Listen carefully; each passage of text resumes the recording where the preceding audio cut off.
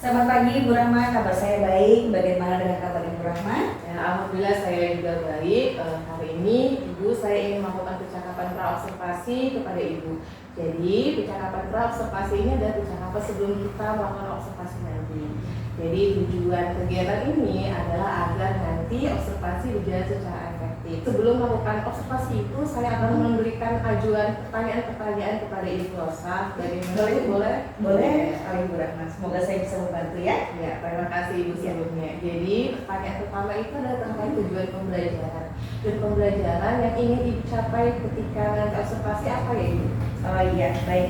Terima kasih Bu Rahma untuk kepercayaannya. Saya di sini akan mencoba membantu pada tahap observasi ya. Baik, yang ditanyakan tadi tentang tujuan pembelajarannya. Tujuan pembelajaran yang ingin saya capai tentunya itu ada dua. Tujuan pertama itu nanti berpusat atau berfokus pada peserta didik. Jadi ketika nanti peserta didik saya arahkan atau saya fokuskan pada membaca teks informasi yang saya berikan kepada mereka, di mana nanti mereka itu bisa memahami apa itu teks informasi. Kemudian tentunya setelah mereka memahami dan membaca lebih jauh, nanti mereka akan saya beri arahan atau tindak lanjut untuk mencari informasi apa saja yang mereka dapatkan atau mereka temukan dari hasil membaca.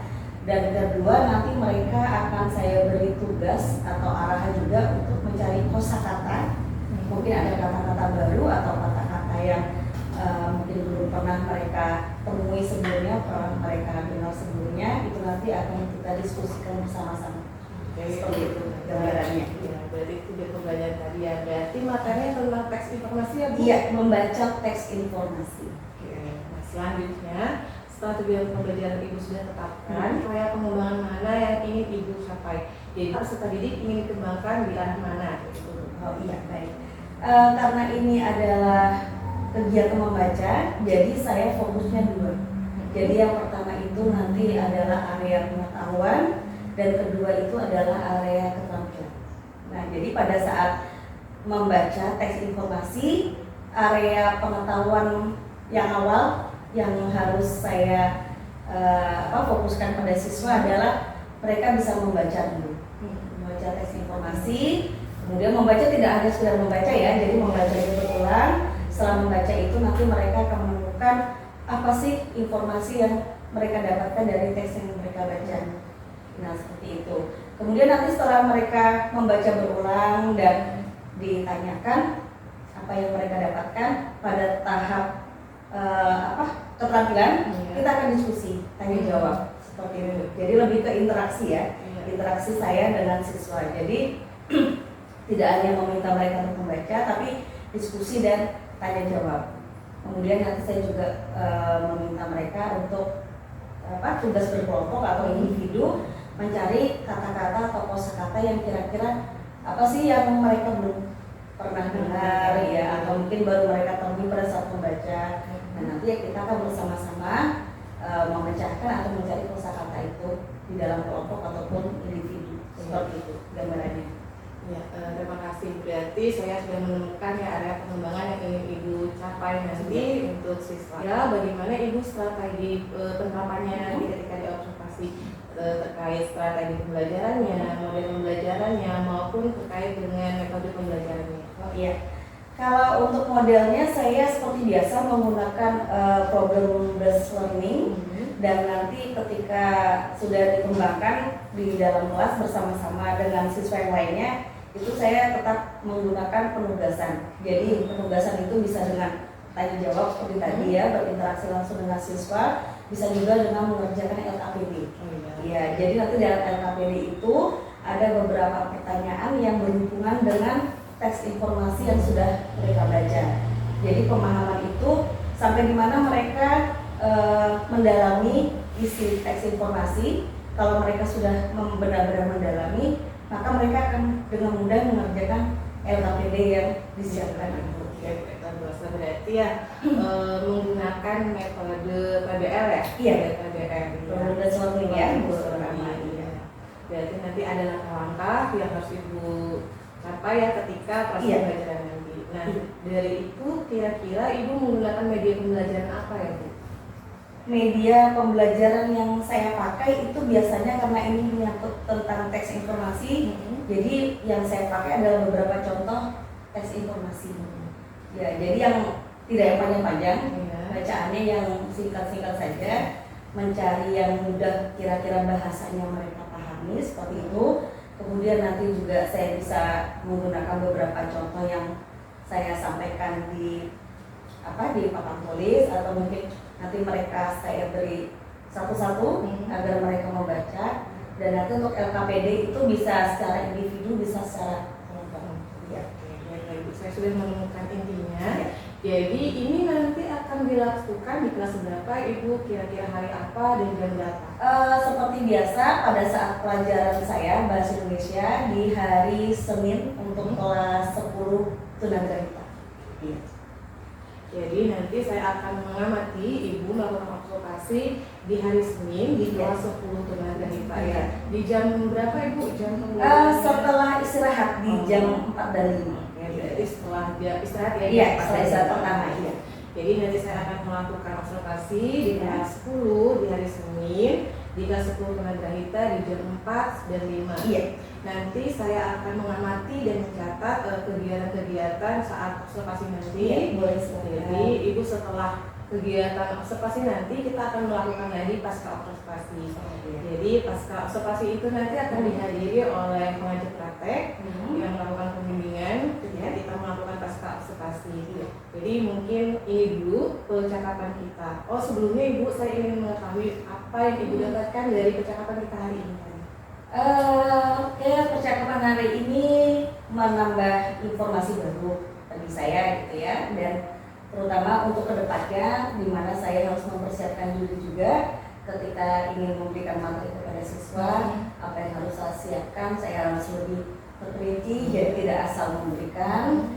Kemudian nantinya saya juga memberikan pembelajaran untuk saya pada saya agar saya lebih percaya diri ketika mengajar. Kemudian mencari media pembelajaran yang bisa diterapkan dengan siswa yang dengan mudah bisa mereka terima dan pelajari. Mungkin itu saja, Ibu Rahma. Iya, terima kasih Ibu. Saya melakukan percakapan ini menemukan sudah inti yang mana Ibu mau tujuan pembelajaran Ibu capai, dari itu tentang area pengembangan yang Ibu inginkan nanti sama strategi pembelajaran yang akan Ibu lakukan.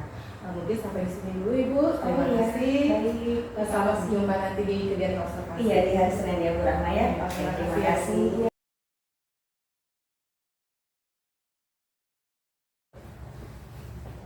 Berdiri. Beri salam. Selamat pagi, Bu. Selamat pagi anak-anak, silakan duduk. Hari ini ada teman kalian yang tidak masuk? Tidak. Sebelum kita belajar, kita berdoa dulu seperti biasa. Terus bisa bantu Ibu memimpin doa teman-teman. Sebelum belajar, marilah kita berdoa. Oke, ini. Terima kasih Daus. Dan semuanya yang masih semangat? Masih. Kalau masih semangat, dapat diri dulu. Ibu mau lihat mana orang semangat kalian. Masih semangat? Siap untuk belajar hari ini? Iya. Oke, kita tepuk semangat dulu ya. Oke. Tepuk semangat. Oke,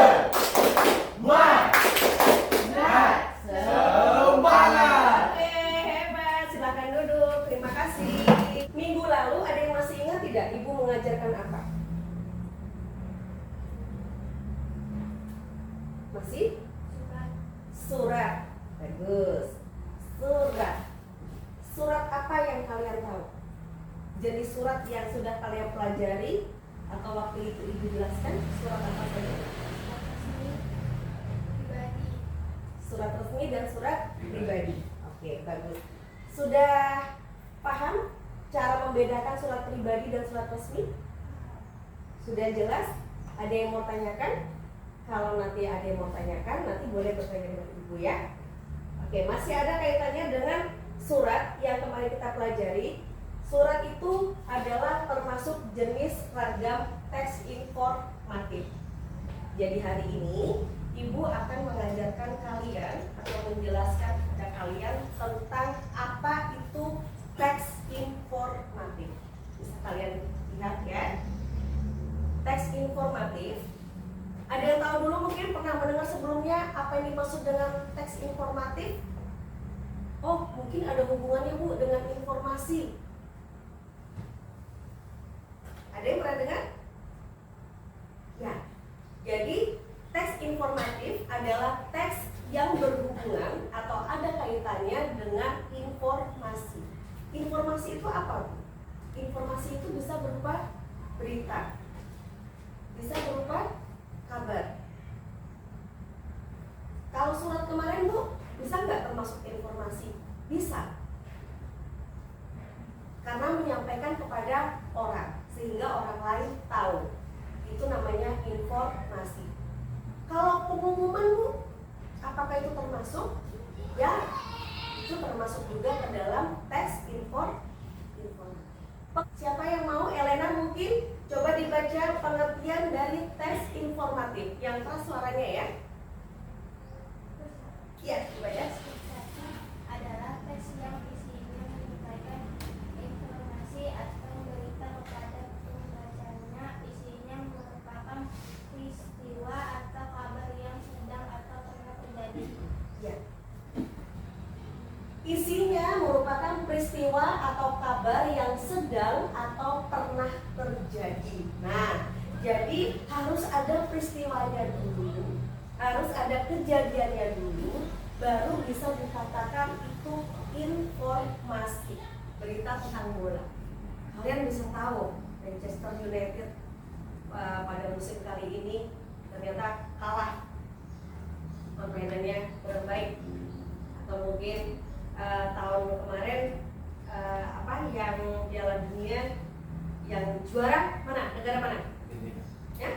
Argentina. 2 tahun yang lalu masih ingat yang juara Piala Dunia negara mana? Prancis. Prancis. Nah, dari mana Jain tahu? Dari mana? Berita. Dari berita. Berita tadi termasuk nggak di teks informatif?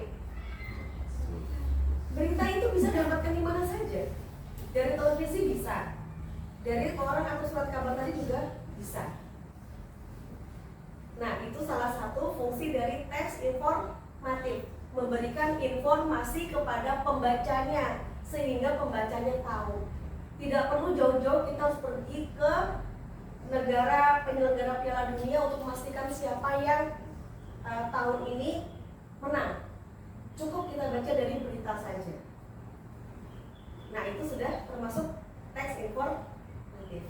Nah, tadi kalian sudah mendengar penjelasan dari Ibu, kemudian Ibu juga sudah memberi contoh. Sekarang Ibu mau lihat seberapa jauh kalian memahami teks informatif yang sudah Ibu sampaikan. Boleh keluarkan alat tulisnya. Oke, di sini Ibu punya teks informatif, akan Ibu berikan atau bagikan satu-satu, tapi tunggu dulu ya, tunggu Ibu selesai membagikan dulu, nanti akan Ibu sampaikan petunjuk pengerjaannya seperti apa. Di hadapan kalian sudah ada lembar kerja, sama ya dengan yang Ibu pegang ya. Oke. Jadi yang pertama akan kalian lakukan adalah silakan baca teks yang ada di hadapan kalian. Pelan-pelan saja, santai, jangan terburu-buru. Itu yang pertama.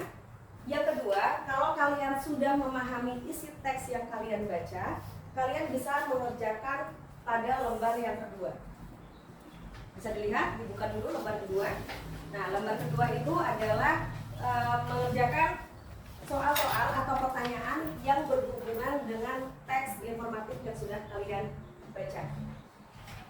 Nama jangan lupa ya.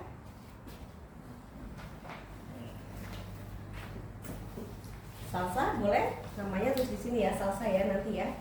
Keluarkan dulu ada tulisnya. Apa judul teks yang sudah kalian baca? Nah, kalau judul berarti nanti salsa melihatnya di bagian ini yang disebut dengan judul. Jadi ketika ada pertanyaan, apa judul teks yang sudah kalian baca, maka salsa harus menulis jawaban piramida Giza di bagian jawaban. Bisa? Boleh ditulis salsa? Ya, mengapa piramida Giza dibangun?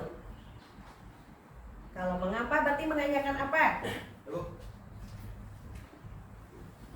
Menanyakan apa kalau mengapa? Pertanyaannya mengapa? Apa ditanyakan? Jain selesai? Oke. Sulit? Atau terlalu mudah? Daus? Belum? Elena belum? Yo, ibu tawarkan siapa yang mau menjawab nomor 1? Siapa? Elena. Oke, boleh. Elena coba dijawab nomor 1, tapi dibaca dulu. Baca dari pertanyaannya. Yang keras suaranya. Iya.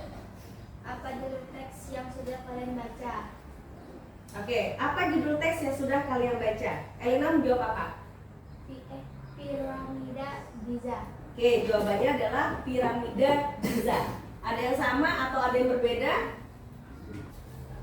Nomor 2, ada yang mau mencoba menjawab? Tadi Elena sudah, kita bergantian. Siapa lagi? Siapa? Tangannya. Oke, Jain. Nomor 2 boleh dibaca dulu soalnya, Jain. Di mana letak piramida Giza? Di mana letak piramida Giza? Apa jawabannya? Mesir kuno. Di Mesir. Ada yang berbeda jawabannya dari Jain?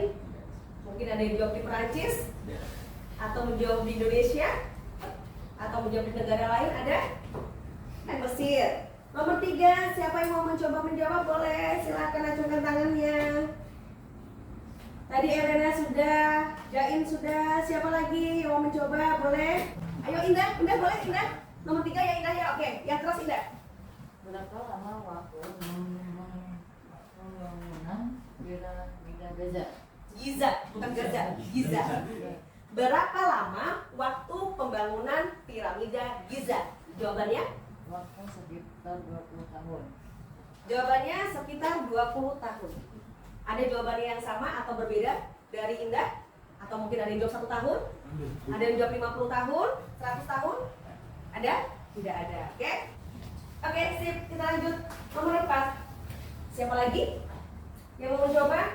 Masih ada 2 lagi, ada Salsa dan ada Daus. Siapa? Mau sendiri atau mau ibu tunjuk?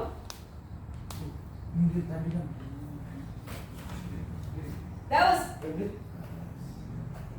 dibaca Daus soalnya dulu, yang keras ya. Kapan piramida Giza mulai dibangun? Kapan piramida Giza mulai dibangun?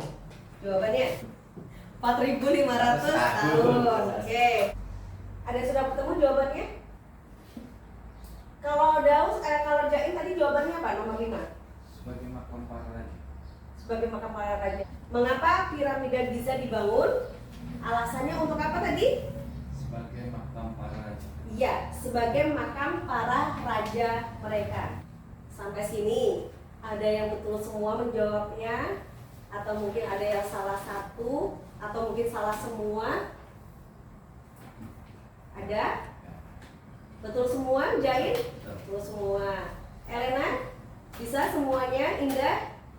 Salsa? Bisa? Daus? Bisa? Bisa semua ya? Kan ibu akan beralih masih dengan bacaan ini yang ada di hadapan kalian. Ibu akan meminta 2 orang untuk membaca. Karena tadi ibu mendengar ada beberapa yang cara membacanya kurang tepat. Boleh ya? Ibu minta 2 orang, 1 laki-laki, 1 perempuan. Boleh maju bawa teks yang ada di hadapan kalian? Boleh? Daus, maju, bawa teksnya boleh dibawa. Ya, boleh di sini. Ya. Sini sedikit. Oke. Pelan-pelan ya. Hadapnya ke sana. Piramida Giza pada zaman kuno Mesir kuno adalah salah satu peradaban selanjutnya. Boleh duduk. Oke, tadi Daus sudah membaca. Sekarang ibu minta 1 lagi perempuan. Tadi laki-laki sudah, 1 orang lagi perempuan. Indah, boleh? Ayo, Indah, maju.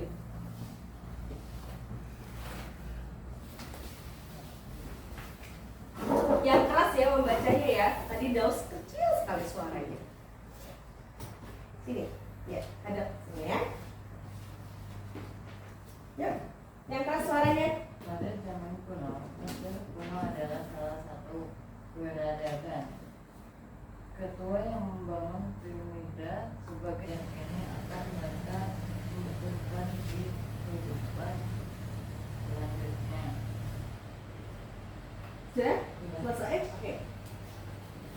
Ya, dari Daus dan Indah yang sudah membaca tadi. Berarti yang tidak membaca pasti menyimak. Jadi, Ibu bacakan sekali lagi ya. Ibu tidak menyalahkan. Tadi membaca sudah bagus, hanya sebelum membaca, yang harus kalian lakukan pertama adalah lihat dulu isi teks secara keseluruhan. Dibaca dalam hati. Oh, bacaannya seperti ini. Kalau kalian sudah siap, baru kalian baca. Nah, pada saat membaca, usahakan tidak terburu-buru. Ibu beri contoh. Piramida Giza. Pada zaman kuno, Mesir kuno adalah salah satu peradaban tertua yang membangun piramida sebagai makam para raja mereka. Jadi ketika nanti kalian mengulang lagi membaca di rumah atau mungkin nanti membaca teks atau bacaan yang lainnya, diperhatikan. Sebelum baca, lihat dulu. Dilihat dulu teksnya, dibaca dalam hati. Kalau kalian sudah siap, silahkan kalian baca. Sampai di sini jelas? Ada yang mau tanyakan dulu? Ada yang masih bingung? Hari ini kita sudah belajar tentang teks informatif, mulai dari pengertiannya, ciri-cirinya, dan ragamnya. Tadi juga kita sudah mengenal atau belajar tentang teknik membaca. Sebelum kita akhiri, ini boleh diisi dulu. Ini nanti akan dijelaskan. Ya. Masing-masing di hadapan kalian situ udah ada lembar refleksi siswa. Nah, di situ Ibu beri emoticon karena Ibu tahu kalian suka emoticon. Ada 4 emoticon yang akan menggambarkan bagaimana perasaan kalian ketika belajar hari ini. Ada? Sudah? Sudah. Namanya sudah ditulis? Ya. Jangan lupa sertakan nama ya. Iya. Di atas? Iya. Sip. Oke, sebelum Ibu akhiri, Ibu akan bertanya sekali lagi, apa itu yang dimaksud dengan teks informatif? Teks yang apa? Teks yang isinya menyampaikan informasi atau berita kepada pembacanya. Oke, ciri-cirinya salah satu saja. Apa ciri-cirinya? Ciri-ciri kalimat informatif tadi apa? Nyata, diambil dari peristiwa atau kejadian nyata, berupa fakta, bukan pendapat atau opini, menggunakan bahasa yang jelas, ya. Dan yang pastinya apa? Memberikan informasi. Oke? Sudah? Bisa? Bisa. Ada yang mau tanyakan dulu sebelum Ibu akhiri? Sip, oke. Terima kasih untuk perhatian dan atensi kalian pada pembelajaran Bahasa Indonesia pada siang hari ini. Ibu mohon maaf kalau misalnya selama penyampaian ada kata-kata atau perilaku Ibu yang kurang berkenan, dan sekali lagi Ibu ingatkan tetap belajar di rumah. Sebelum Ibu akhiri, kita tutup dulu dengan doa. Kalau tadi Daus sudah memimpin, sekarang siapa? Mungkin Jain mau memimpin? Boleh. Sebelum pulang, marilah kita berdoa.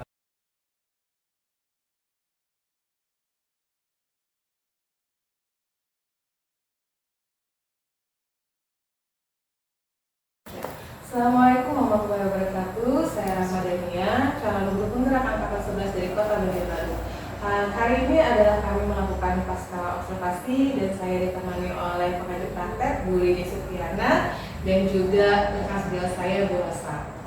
Selamat pagi Bu Rosa, bagaimana kabarnya? Ya, selamat pagi Bu Rama, kabar saya baik, sehat, tentunya luar biasa. Bagaimana dengan Bu Rama sendiri? Alhamdulillah saya juga sehat Ibu. Jadi hari ini kita akan melakukan percakapan pasca observasi terkait untuk mengevaluasi kegiatan observasi di kelas ibu sebelumnya. Iya. Jadi hari ini mungkin saya akan bertanya beberapa pertanyaan mengenai pembelajaran sebelumnya. Ada perasaan Ibu Rosa setelah melakukan pembelajaran tadi? Ya, baik Bu Rahma.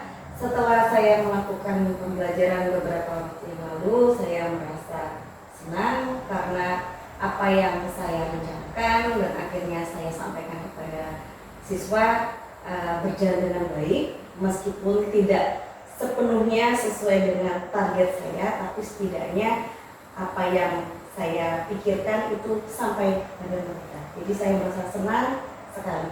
Ya, terima kasih. Iya. Alhamdulillah ya, berarti berjalan dengan lancar ya, Iya. Bu.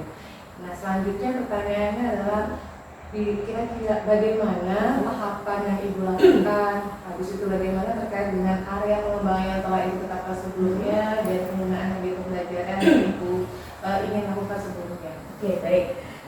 Sama seperti pembelajaran pada umumnya, sebelum mengajar itu tentunya saya menyiapkan persiapan ya berupa perangkat pembelajaran, materi tentunya ya, materi apa yang saya ajarkan kepada siswa, kemudian nanti LKPD biasanya ya, kalau setelah saya menyampaikan materi nanti apakah untuk pemberian tugas saya akan memberikan LKPD atau sejenisnya seperti itu. Kemudian tentunya yang pasti saya perhatikan adalah siswanya untuk hari ini bisa atau tidak kira-kira menerima materi saya. Kalau memang dari mereka tidak mampu atau belum siap, itu saya berikan secara bertahap, jadi tidak langsung memberikan materi seperti itu. Dan untuk area pengembangan itu sama seperti pertemuan sebelum-sebelumnya, ada dua ya, ada pengetahuan dan juga keterampilan. Untuk pengetahuannya saya fokuskan untuk bahasa Indonesia itu membaca. Pada saat ini saya ambil materi membaca, kemudian saya minta mereka nanti untuk mencari informasi dari teks yang mereka baca. Nah, jadi pengetahuan itu untuk kemampuan atau keterampilan membaca. Kemudian nanti untuk keterampilannya saya nilai itu nanti adalah ketika mereka membaca. Mereka membaca itu apakah mereka paham dengan apa yang mereka baca. Kemudian pada saat penugasan nanti apakah mereka bisa melakukan atau mengerjakan tugas yang saya berikan sesuai dengan teks bacaan kita. Ya, kemudian seperti tadi mengerjakan LKPD itu juga terus kendalanya, dan yang paling penting adalah interaksi saya dengan siswa, kemudian memberi mereka kesempatan untuk tanya jawab, diskusi baik dengan teman-temannya maupun dengan saya apabila menemui kesulitan saat membaca teks seperti itu. Ya, berarti kalau saya ulangi, area pengembangan yang Ibu ingin lakukan kemarin sudah tercapai ya Ibu. Pertama tentang pengetahuan, yaitu membaca dan mencari informasi penting dari informasi, dan selanjutnya terkait dengan keterampilan, menilai interaksi siswa, bagaimana siswa dan guru berdiskusi bersama-sama. Iya. Selanjutnya apakah ada kendala Ibu dalam pelaksanaan kemarin? Oh, pasti setiap pembelajaran itu pasti ada kendala ya, Bu Rahma ya. Jadi pada tahapan membaca ini, mencari informasi dari teks ini, memang saya menemukan sedikit kendala di awal itu. Kenapa? Karena ada satu siswa yang mungkin belum terlalu lancar membaca. Nah, jadi ketika diberi materi membaca, sementara siswa itu belum terlalu lancar membaca, otomatis itu menjadi kendala. Nah, jadi di situ bagaimana saya berpikir supaya membaca ini bisa diakomodasi semua oleh siswa, tanpa ada satu siswa yang tertinggal atau merasa kesulitan. Nah, jadi bagi siswa yang belum lancar membaca tadi, itu akan saya bimbing secara khusus, secara langsung untuk membaca, jadi biar fokus gitu. Kalau untuk siswa yang lainnya sudah bisa membaca dengan lancar, saya beri waktu mereka untuk membaca berulang kali, kira-kira mereka paham atau tidak. Kalau misalnya ada kata-kata sulit, saya suruh mereka untuk mencatat atau diberi garis, nanti kita cari bersama-sama. Tapi bagi siswa yang belum lancar membaca, maka itu saya bimbing secara langsung. Jadi saya bimbing cara membacanya, kemudian bagaimana ketika dia harus misalnya mengeja dan menyambung kata yang satu dengan kata yang lainnya. Berarti tindak lanjut Ibu, kalau saya simpulkan seperti ini, berdasarkan kemampuan siswa ya, bagaimana Iya. siswa itu sudah bisa membaca atau belum. Iya. Jadi selanjutnya tindak lanjut Ibu menyesuaikan dengan kesiapan belajar siswa tadi. Iya. Bagaimana tindak lanjutnya Ibu? Kapan kira-kira Ibu mulai melaksanakan tersebut? Kalau untuk tahap pelaksanaan mungkin bertahap ya Bu Rahma. Jadi saya akan melihat situasi siswanya. Kalau misalnya pertemuan pertama saya lihat siswanya masih belum mampu, maka pertemuan berikutnya saya tidak akan cepat loncat. Saya akan bertahap. Saya coba lagi, kalau mereka memang masih belum mampu, saya tidak mau lanjut. Saya akan coba bertahan, saya beri lagi, saya ulang. Tapi pada pertemuan berikutnya, kalau saya rasa siswa sudah mampu, siswa sudah siap, maka saya akan loncat ke pembahasan berikutnya. Jadi tetap menunggu proses dari si anak. Si anak itu buat proses dengan cepat atau tidak, itu tergantung pada saat kita memberikan materi. Materi yang kita sampaikan itu bisa diterima atau tidak dengan baik oleh mereka. Mudah atau tidak ketika mereka membaca, ada kesulitan atau tidak. Jadi dapat saya ambil kesimpulannya, tindak lanjut selanjutnya itu menyesuaikan dari kemampuan siswa. Iya. Ketika siswa memang sudah mampu di tahap A, maka Akan melanjutkan. Iya. Ya, berarti menurut saya juga berdasarkan observasi yang saya lihat ketika pembelajaran Ibu sebelumnya adalah bahwa memang sesuai dengan RPP modul ajar yang telah Ibu buat, langkah-langkah yang Ibu tetapkan itu sudah terlaksana dengan baik, berjalan dengan lancar. Area pengembangan pun yang Ibu inginkan seperti yang Ibu sampaikan tadi, saya juga lihat sudah terlaksana seperti bagian pengetahuan maupun pengetahuan. Jadi Ibu, bagaimana kesimpulan percakapan kita hari ini? Menurut Ibu dari awal tadi tentang area pengembangan sama tindak lanjut dan perencanaannya. Iya. Kalau menurut saya sih berikutnya ya, untuk saya maupun untuk Bapak Ibu guru pengajar yang lainnya, sebelum melakukan pembelajaran di kelas atau penyampaian materi, memang kita benar-benar menyiapkan materi apa yang harus kita berikan ke siswa. Jadi tidak hanya siswa yang harus siap, guru juga harus siap. Kalau hanya salah satu pihak yang siap, tidak akan berjalan dengan lancar. Jadi siswa siap, guru juga harus siap. Dan tentunya seperti yang saya ungkapkan tadi, interaksi itu harus tetap berjalan antara guru dan antara siswa dengan siswa sendiri. Jadi ketika mereka ada kesulitan, mereka bisa diskusi atau mungkin bisa bertanya langsung dengan guru. Dan sebaliknya, guru pun ketika mengalami kesulitan dalam artian apakah materi ini kira-kira bisa diterima anak atau tidak, itu guru juga harus siap berdiskusi dengan siswa, menanyakan. Jadi ditanya, hari ini materi yang Ibu sampaikan, kira-kira kalian paham tidak? Kalian mengerti atau tidak?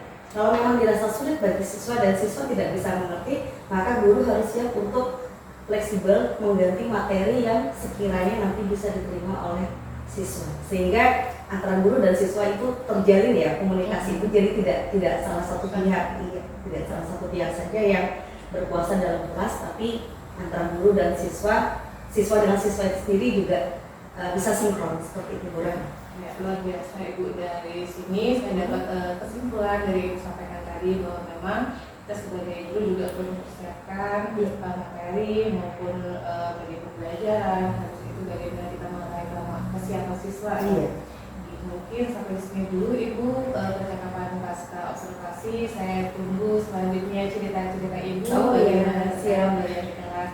Kita bisa sharing, berbagi ide selanjutnya. Terima kasih dulu Ibu. Iya, sama-sama Bu Rahma.